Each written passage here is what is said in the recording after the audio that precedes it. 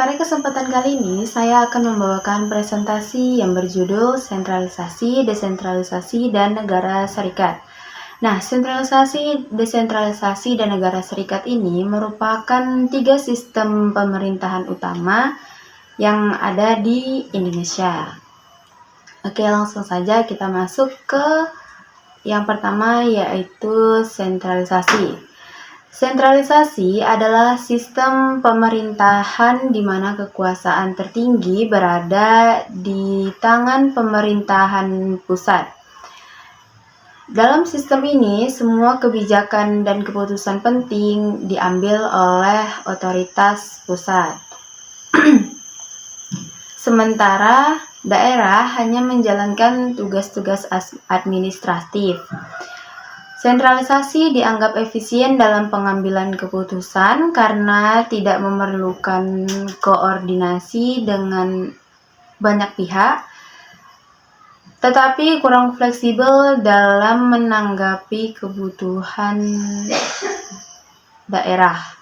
Sistem sentralisasi memiliki beberapa ciri khas seperti keputusan yang terpusat di pemerintah pusat, peran daerah yang terbatas, dan struktur pemerintahan yang hierarkis. Negara yang menerapkan sistem ini biasanya memiliki kontrol ketat atas seluruh wilayahnya. Contoh negara dengan sistem ini adalah Korea Utara. Nah, yang kedua itu ada desentralisasi. Desentralisasi adalah pelimpahan wewenang dari pemerintah pusat ke pemerintah daerah.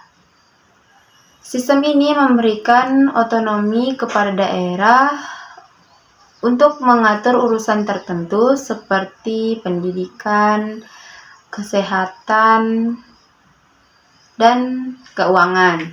Tujuan dari desentralisasi adalah meningkatkan efisiensi, memperluas partisipasi masyarakat, dan memperbaiki pelayanan publik. Dalam sistem desentralisasi, pemerintah daerah memiliki kewenangan untuk membuat kebijakan sesuai dengan kebutuhan lokal. Pembagian tugasnya antara pusat dan daerah lebih jelas sehingga memungkinkan pelayanan publik yang lebih responsif. Indonesia merupakan salah satu negara yang menerapkan desentralisasi, terutama setelah era reformasi. Nah, yang ketiga itu ada negara serikat. Negara serikat adalah bentuk negara yang terdiri dari beberapa negara bagian. Setiap negara bagian memiliki konstitusi dan pemerintahan sendiri yang mengatur urusan domestik, sementara pemerintah pusat bertanggung jawab atas urusan nasional seperti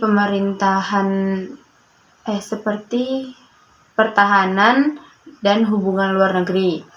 Negara serikat memungkinkan pembagian kekuasaan yang lebih seimbang. Dalam negara serikat terdapat pembagian kewenangan yang jelas antara pemerintah pusat dan negara bagian. Negara bagian memiliki hak untuk membuat undang-undang sendiri dalam batas konstitusi nasional. Contoh negara serikat adalah Amerika Serikat tentunya, Jerman, dan Australia. Nah, ketiga sistem tadi itu memiliki perbandingan. Sistem sentralisasi, desentralisasi, dan negara serikat memiliki karakteristik yang berbeda. Sentralisasi menempatkan seluruh kekuasaan di pusat, desentralisasi memberikan sebagian kekuasaan ke daerah, sementara negara serikat membagi kekuasaan antara pusat dan negara bagian secara konstitusional. Setiap sistem memiliki kelebihan dan tantangan tersendiri.